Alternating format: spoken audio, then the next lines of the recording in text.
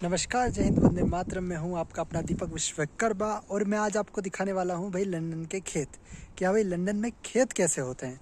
तो चलिए मेरे साथ लंदन के खेतों में।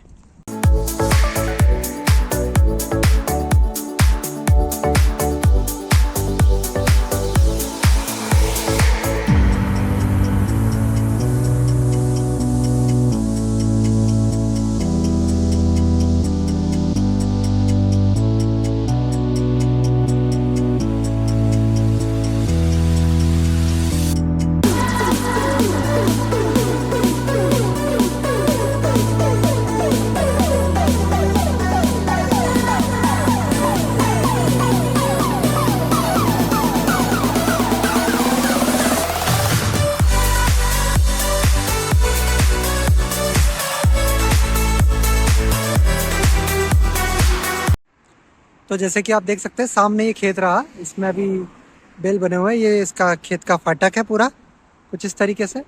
सामने ये पूरा ब्रिकेटवुड जो टाउन है वो बसा हुआ है और ये खेत है। अभी मैं इसके अंदर जाके आपको बताऊंगा कि किस तरीके के कितने बड़े फार्म्स यहाँ पर होते हैं।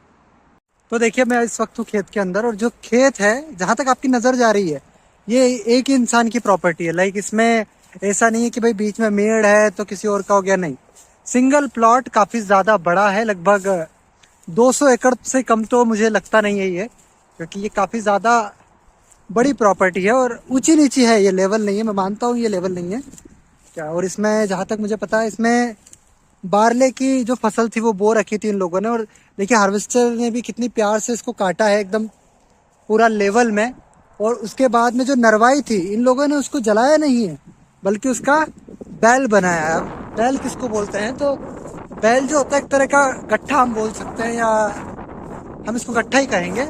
और ये जो गट्ठा है ये नरवाई से बना हुआ है और इसको बाद में जो पूरा पैक किया है ये प्लास्टिक से इसको पूरा बांध दिया है। तो ये कुछ इस तरीके से गट्ठा दिखता है बाद में। अब ये गट्ठा, एक गट्ठा कम से कम 30 से 40 किलो का है और इसमें नरवाई जो है वो पूरी डेंस भरी गई है, यानी कि बहुत ठूस ठूस कर इसमें जो नरवाई है उसका गट्ठा बनाया गया है मशीन के द्वारा। साथ में अभी इसमें जल्द ही दूसरी फसल की भी बुआई की जाएगी।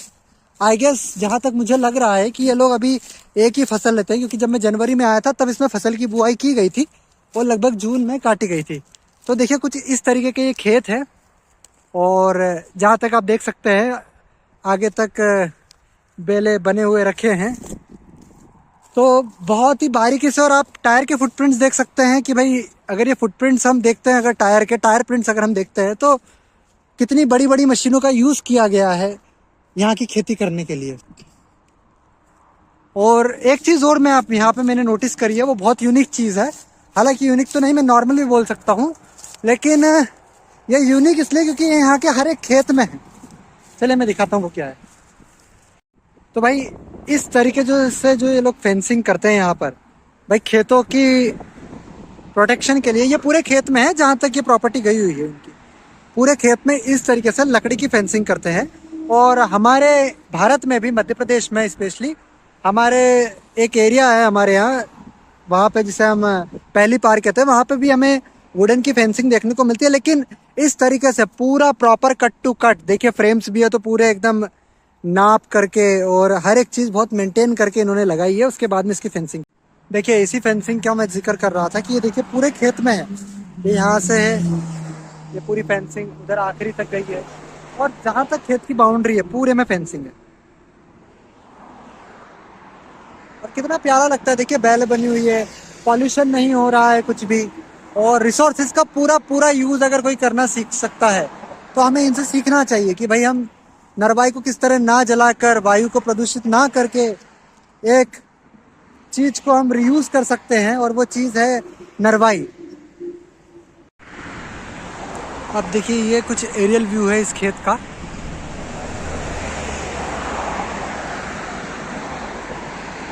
और ये साइड में ही नेशनल हाईवे है जिसे लोग मोटरवे बोलते हैं।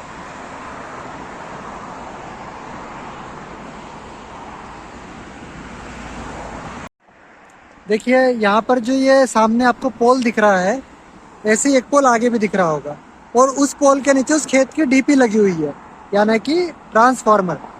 ये जो पोल है, इस पोल के नीचे ट्रांसफार्मर लगा हुआ है इस खेत के लिए, और इस साइड में मोटर पे।